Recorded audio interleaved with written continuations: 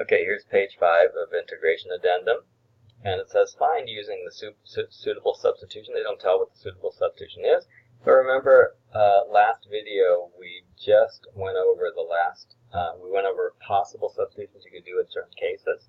So, for example, in the one we're going to do now, it looks like this one, x squared plus a squared. When we do x squared plus a squared, we should do the substitution x equals a tangent theta. So let's try to do that. So we're going to do x equals a tangent theta. And in this case, we have a squared plus x squared form, and in this case, the a is 3, right? So we're going to put x equals 3 tangent theta. This will be our substitution. And what if we were going to do the derivative of x equals 3 tangent theta with respect to x? So then we would have 1 equals 3 secant squared theta d theta dt, or not d theta dt, d theta dx, multiply dx to the other side. So we get dx equals 3 secant squared theta d theta. So we're going to substitute in 3 tangent theta for the occurrences of x, and we're going to substitute in 3 secant squared d theta for the occurrences of dx. And where's the dx? Well, actually, this is a derivative, so the dx is right there. Okay, so let's see what we get. X squared is going to become 3 squared tangent squared theta, and the bottom is going to become 9 plus 9 tangent squared theta. And on the top, instead of dx, I'm going to have 3 times secant squared theta d theta. Okay. Now, remember that secant squared is the same thing as 1 over cosine squared, so I'm going to substitute that in. So actually, it's going 1 over cosine squared theta. Okay?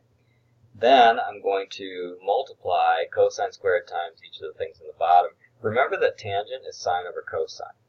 So on the bottom, I'm going to end up with 9 cosine squared theta plus 9 sine squared theta. And the top is going to be 3 times 9 times tangent squared theta. I could multiply 3 times 9 together, but I see that it's going to cancel, so I did not yet. So I got 3 tangent squared times 9 on top. And then I'm going to cancel out all the 9's. Since I have 9's in every single term, I can cancel them out of every single term. So I'm going to end up with integral of 3 tangent squared theta, and on the bottom I have sine squared plus cosine squared, which is 1, right? So, oh, and I forgot d theta. Now, we're going to do a trick here. You know that sine squared plus cosine squared equals 1, right? So if we divide everything by cosine squared, we'll get tangent squared, this is another identity, plus 1, because cosine squared divided by cosine squared is cosine squared, equals 1 over cosine squared, which is also known as secant squared, right? So this is an identity too. Tangent squared plus 1 equals secant squared. If we look at this, we could substitute in secant squared minus 1, right? So we're going to do that, and you'll see why in a second. Now, I don't expect you to know how to do this, but after you see it a couple times, then you'll remember this trick. So 3 secant squared theta minus 1 d theta. Okay, now we're almost done. I'm going to shrink this down because I've still got some more work to do. Okay. So, the first term, the integral of 3 secant squared, integral of secant squared is tangent, right? Because the derivative of tangent is secant squared. So the first term is going to be 3 tangent theta, and the second term is the integral of negative 3. It's going to be negative 3 theta. plus c. And that's it. Okay, let's move on to the next one. So this one has x squared minus 4 inside a radical. That reminds me of one of the ones here. It reminds me of this one here, or this one here. What was it again? It was x squared minus a squared. So x squared minus a squared corresponds to this one. So the substitution that we might want to do is x equals a secant theta. X equals a secant theta. In this case, the a value is 2, because this is a squared, so it would be 2 squared. So x equals 2 secant theta. If I wanted to substitute in the x's, I would substitute in this value, or this expression. And then I'm going to figure out what the derivative expression is going to be. So I'm going to take the derivative of both sides with respect to x. I'll get the derivative of sec is sec tan d theta dx, and then I'll put the dx on the left side. So it's dx equals 2 sec tan d theta. Now I'm going to do the substitution. So this looks like this. I'm going to substitute in for the x's, and I'm going to substitute in for the dx, the expressions here and here. So I'll get integral of the square root, and I'll have a squared, or I'll have 2 squared, which is 4, sec squared theta minus 4, and in the bottom I'm going to have 2 sec theta, and then I'll have 2 sec tan d theta, substitute in for dx. And now I'm going to cancel sec theta from both, and then I'm going to cancel the 2 in both.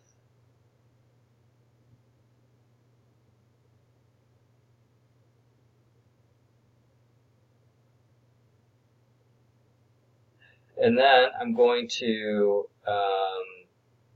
see if I can see any next step by changing secant squared into 1 over cosine squared. Maybe I can. So I'll have 4 divided by cosine squared theta minus 4.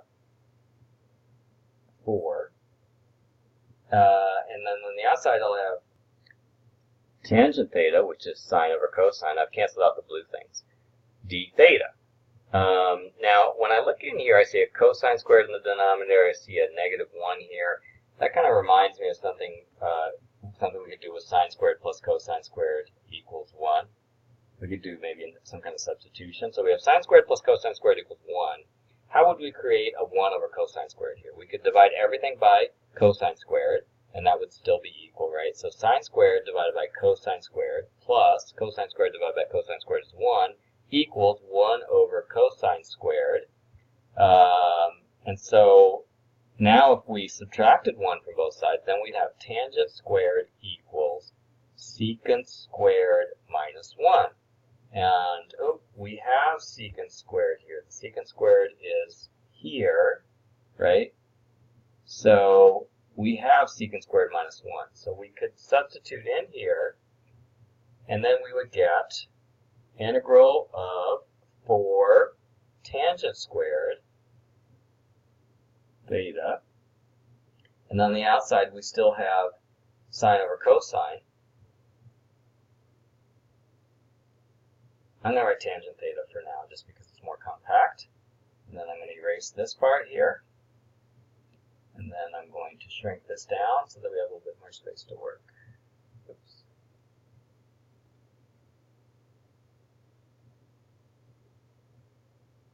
Okay.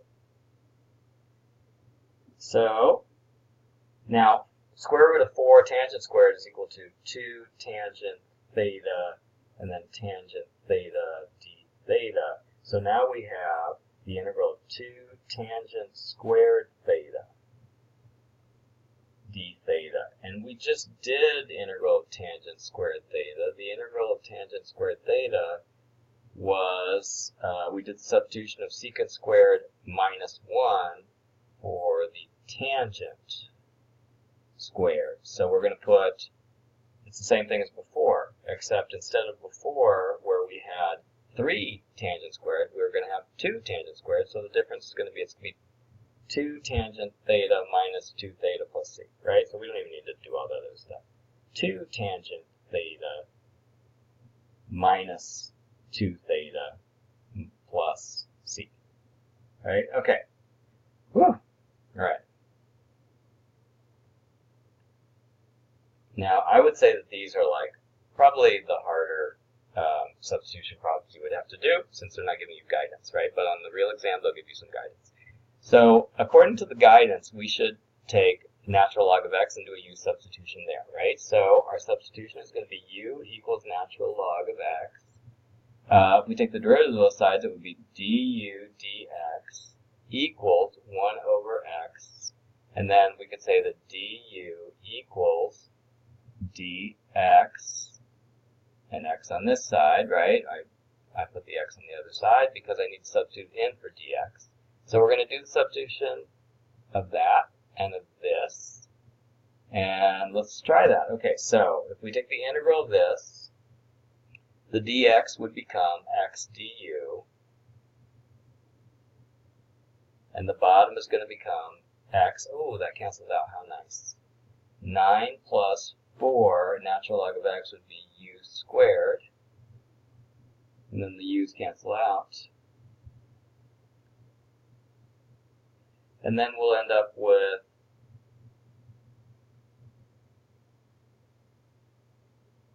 u squared.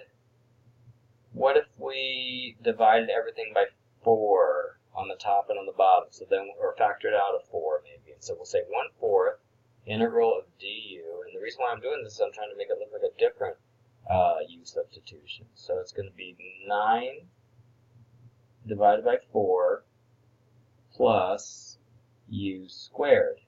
So what u substitution does this look like? It looks like a squared plus u squared. If I have a squared plus u squared, the substitution that we want to do, we're going to do one more substitution. We'll do like a w substitution. The w substitution is going to be w equals a tangent of, no. Yeah, so let's do u. u equals a tangent of theta. Is that the substitution? Let's go back and look at it. Yeah, it's going to be a tangent of theta. Okay, so we'll do that. U equals a tangent of theta. And so our u's are going to be a tangent of theta. And then we're going to do a derivative. So the a secant squared theta d theta. And instead of a, we're going to have 3/2. Do you see how that would be 3/2 squared? So our a value is going to be 3/2 tangent theta. So this is going to be 3/2 secant squared theta. Okay, now let's do this last substitution. So we'll have 1/4,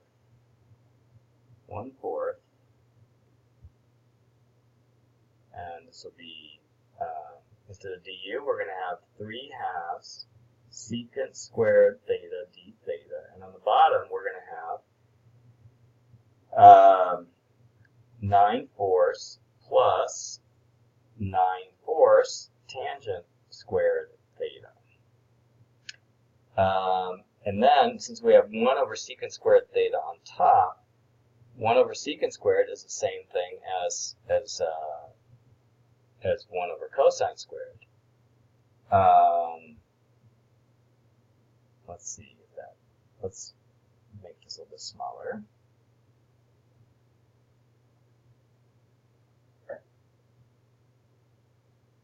We can combine this and this. So we'll put 3/8 in the front.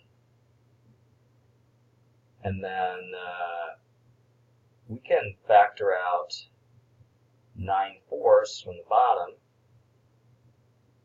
So it'll be 9/4 here. This would be 1 plus tangent squared theta. And on the top I have secant squared theta. Now 1 plus tangent squared, that reminds me of the Pythagorean identity again. So sine squared plus cosine squared equals 1. How do I make it into, make a tangent out of this? So I could divide everything by cosine squared, and then I would end up with tangent squared plus 1 equals 1 over cosine squared. And 1 over cosine squared is secant squared, right? So this is an identity too. Might be in your formula sheet. I didn't check. But tangent squared plus 1 equals secant squared. That is similar to the identity sine squared plus cosine squared equals 1. You can always generate that identity if you don't have it memorized. Oh, look at that. Secant squared. I see secant squared here. So we did this because I saw the bottom, but I can also see the top. Do you see that they're the same thing? The bottom and the top are the same thing. So I could do a substitution of secant squared of 1 plus tangent squared. Then I have 1 plus tangent squared on top. I have 1 plus tangent squared on the bottom, and I cancel them out. Or I could substitute the bottom to be secant squared, and then I cancel out with the top anyway. So the top and the bottom here cancel each other out. I'm just left with nothing. I'm just left with a constant. So if I divide by 9/4, it's the same thing as multiplying by 4/9. So it's 3/8 times 4/9 integral d theta, which is equal to 4 and 8 cancel, there's 2 in the bottom. 3 and 9 cancel, there's 3 on the bottom. So it's 1/6 theta. So there's my answer, 1/6 theta, right? Okay? All right. Okay, if you look at what's left here, it does look a lot like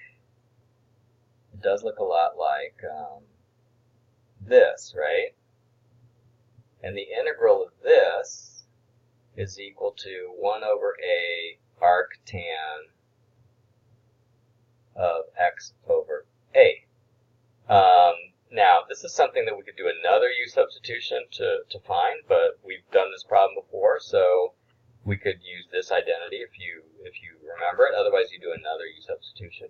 But basically, so I have a is equal to 3/2 here, right? So I could say that the integral of this expression is 1/4 over 1 over 3/2, which would be 2/3. And then I would put arctan of 2/3, I inverted the a, x plus c. Oh, but it wouldn't be x, it would be u, right? Because right now we're using u's. How confusing. So 2/3 u plus c. Oh, and that reminds me of something that I forgot to do on all the other problems. I'm going to multiply all this out. So 2/12 same as 1/6. So 1/6, and then what's u again? U is equal to natural log of x. So I'm going to substitute that back in. So arctan 2/3 natural log of x plus c. I need to go back and do that on the other problems too. So on this problem, I ended up with 2 tangent theta minus 2 theta plus c. What was tangent theta again? What was theta again? Theta was equal to a secant theta. So let's see. X is equal to a over cosine theta. Let's figure out what everything is theta is in terms of x. So we're going to put cosine theta here, and we're going to put a over x here. We're going to do the inverse cosine of each side, or arc cosine of each side. So it's theta equals arc cosine of a over x. So this is our substituting back identity. So instead of 2 tangent theta, I'm going to have, let's see, the tangent of arc cosine of a over x. Yuck. So let's see. If the cosine of theta is a over x, that means that the adjacent is a and the hypotenuse is x. And so what would be the opposite? The opposite would be x squared. It would be square root of x squared minus a squared, right? So the tangent of this angle would be square root of x squared minus a squared divided by a. Yuck. So this would become 2 square root of x squared minus a squared divided by a. And then 2 theta would become 2 times the arc cosine of a over x plus c. So this would be my final answer because it's in terms of x. Okay.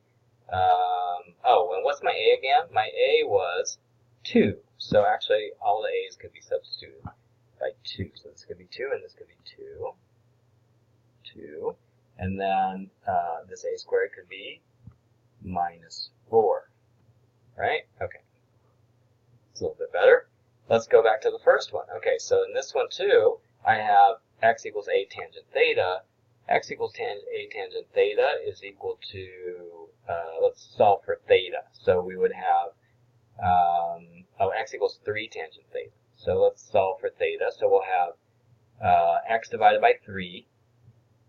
And then we'll take the arc sine of both sides, or the arc tangent of both sides. So it will be theta equals the arc tangent of x divided by 3. So this expression here would become 3 times the tangent of arctangent x over 3, so that's 3 over x divided by 3, which is x.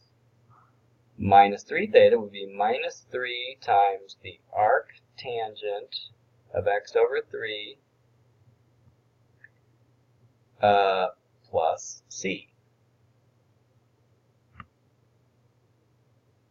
Okay, and so now we have answers in terms of x for all of them, right? Okay.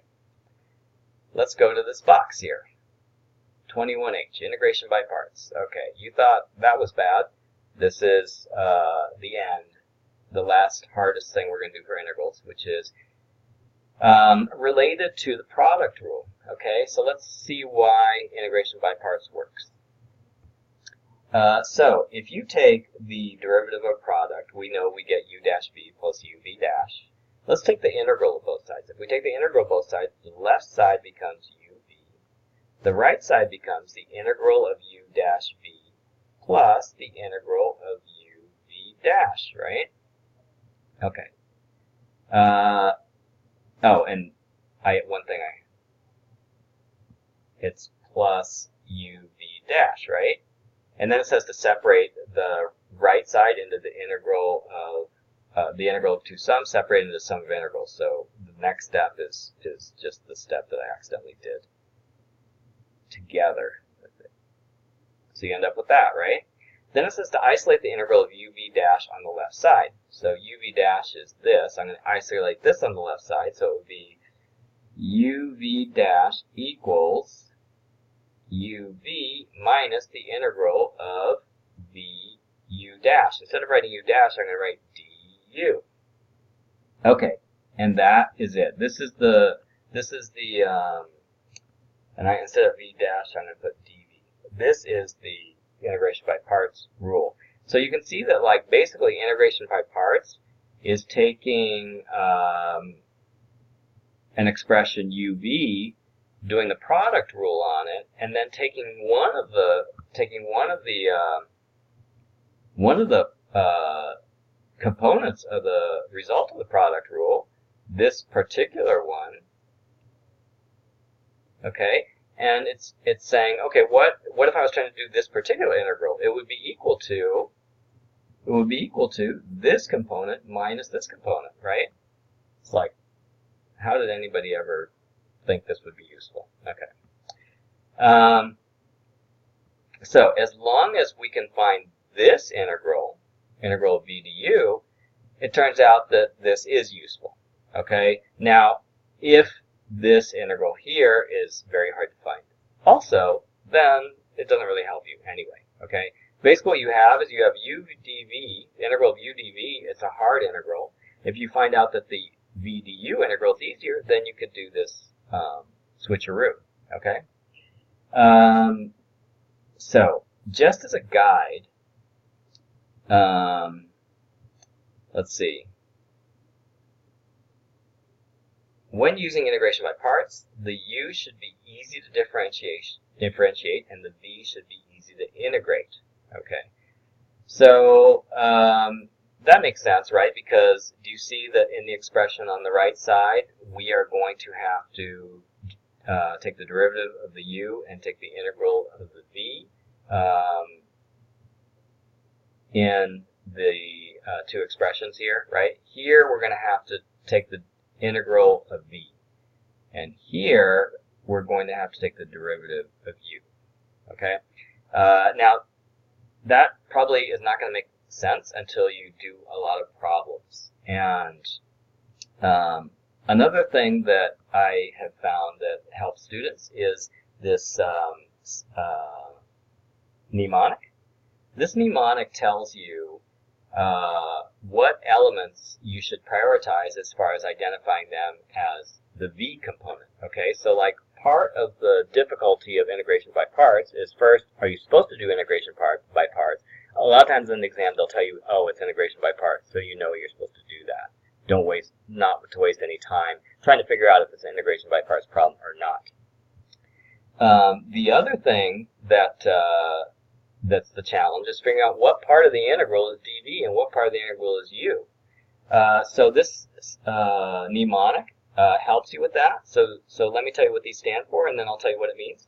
So D stands for dv, E stands for exponential, T stands for trig function, A stands for algebraic expression, I stands for inverse trig, and L stands for log. So this is the priority of which components of the integral you're looking at should be classified as the dv component. So the dv component, first, if you see an exponential, which would be like e to the something, you should use that as dv. If you see a trig function, sine, cosine, tangent, then you should use that as dv. If you see an algebraic function, which would be like a polynomial type function, like x cubed or something like that, then you should use that as dv. And finally, if you see inverse trig, so like arc sine or arc cosine or something, and if you see log. Okay? So those are the elements that should be used as dv as opposed to being used as u. And so if you know it should be used as dv, then you kind of know what should be used as u. I've seen other things which basically reverse this, and it says like liate instead. And so this is like, oh, what should you assign to be u? Oh, first you should assign log, then you should assign inverse trig, then algebra, then trig, then exponential. But I like the dv one better, because like it's harder to figure out what you should what's difficult to integrate than what is difficult to take the derivative. We can take the derivative of almost anything. Okay.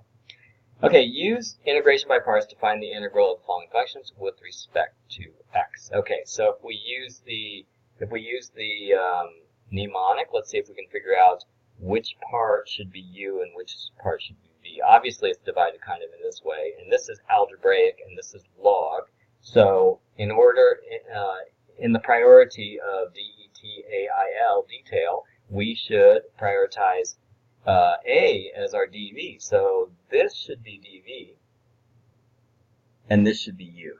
Okay? So if we're going to take the integral of x squared natural log of x, we should say that u equals natural log of x, and dv should be x squared. And so basically this is u, and this is dv, and I write dx here. And then we know that this is equal to uv minus integral of v du. What's du? Du is equal to 1 over x dx. What is what is v? V would be the integral of x squared, so v would be x cubed divided by 3. Okay, so these are the four expressions we're going to use to expand integral of x squared natural log of x. So u is going to be natural log of x, v is going to be x cubed divided by 3, minus the integral. Okay, here's the hard part. Maybe this isn't going to work. This is the part that doesn't work. Okay, the uv may work. Okay, so v du, and so the du would be 1 over x dx. So it would be, put x on the bottom, dx on top. And you see how this made an expression that's not too hard to integrate? So we could cancel out, let's see, we have 1/3, and we have x squared on top in the end, right? Because x cubed cancels out with x. And that's not hard to integrate at all. It's x cubed over 9, right? And then this one remains x cubed over 3 natural log of x plus c.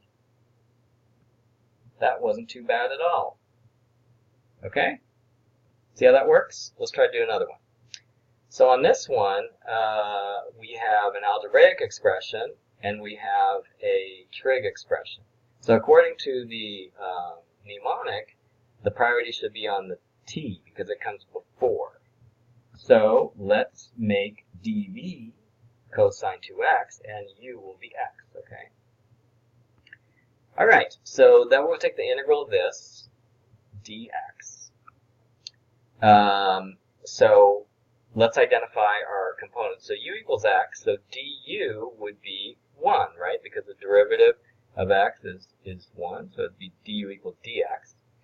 dv equals cosine 2x, so v is equal to sine 2x divided by 2 because of the chain rule, right? Okay. Now I'm going to expand this. So uv minus the integral of v du is the expansion, right? uv is going to be x times sine 2x divided by 2 minus, and we don't even have to integrate that part. That part of it is done. Integral of sine 2x divided by 2 du. So that would just be sine 2x divided by 2 dx, because du is just dx. So the integral of sine 2x, that's not so bad. It would be the integral of negative sine 2x, it would be something like positive cosine 2x, and then I'll put a 1/2 for the bottom 2, and then I'm going to put a 2 in the bottom to get rid of the remainder of the chain rule that's going to come out. So if I take the derivative of cosine 2x just to check everything, I'm going to get negative 2 sine 2x times 2. And so the 2 is going to cancel out with what the 2 that I put down there. So I think it's perfect. So let me just rewrite everything. So this is going to be the same thing plus that. So I'm going to rewrite it. So now I'm going to make this a little bit smaller, okay?